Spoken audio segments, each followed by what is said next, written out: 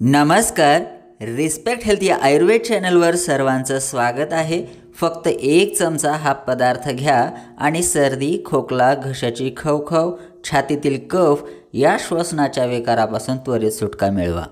बघा, थंडीच्या दिवसात किंवा वातावरणात झालेल्या बदलामुळं शरीरामध्ये कफ दोष हा वाढायला लागतो, ज्यामुळं सर्दी खोकल्याचा त्रास हा उद्भवतो.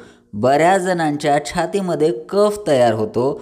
कफ लवकर तुटत नाही, ज्यामुळं वारंवार खोकल्याची उबळ ही सुरूच राहते. तर बऱ्याच वेळा घशाचा संसर्ग झाल्यामुळं सुद्धा खोकला दीर्घकाळासाठी टिकून राहतो. अशा वेळी हा पदार्थ खूप गुणकारी ठरतो. यासाठी अडुळसाची पानं वापरलेली आहेत. अडुळसा सर्दी, खोकला, कफ यावर खूप गुणकारी आहे, हे सर्वांना माहिती आहे. पण या पानांचा योग्य पद्धतीनं वापर कसा करायचा, याच्या पानांचा रस अनेक जण चुकीच्या पद्धतीनं काढतात आणि याचा वापरसुद्धा चुकीचा करतात. त्यामुळं हा व्हिडिओ सोडून कुठेही जाऊ नका. व्हिडिओला लाईक करून चॅनलला सबस्क्राईब करायलासुद्धा विसरू नका. अडुळसाच्या पानामध्ये वसासीन नावाचे घटक असतात, जे श्वसन विकार दूर करण्यासाठी, छातीत जमा होणारा कफ हा शरीराबाहेर काढण्यासाठी गुणकारी असतात. अडुळसाची पानं खूप कडवट असतात आणि त्यांचा रस काढणंसुद्धा खूप अवघड असतं.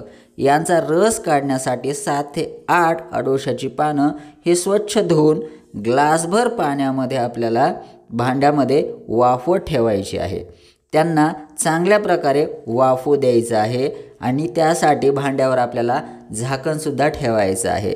चांगली मऊ झाल्यावर ही पानं गरम असतानाच आपल्याला पिळून घ्यायची आहेत आणि त्याचा रस तेव्हा निघतो.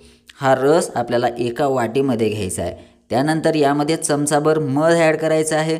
मध घसा साफ ठेवतो, शिवाय खोकल्यासाठी सुद्धा उपयोगी आहे. हा रस आणि मध हा हलवून एकजीव करून घ्यायचा आहे पूर्णपणे आणि या मिश्रणाचा वापर करायचा आहे.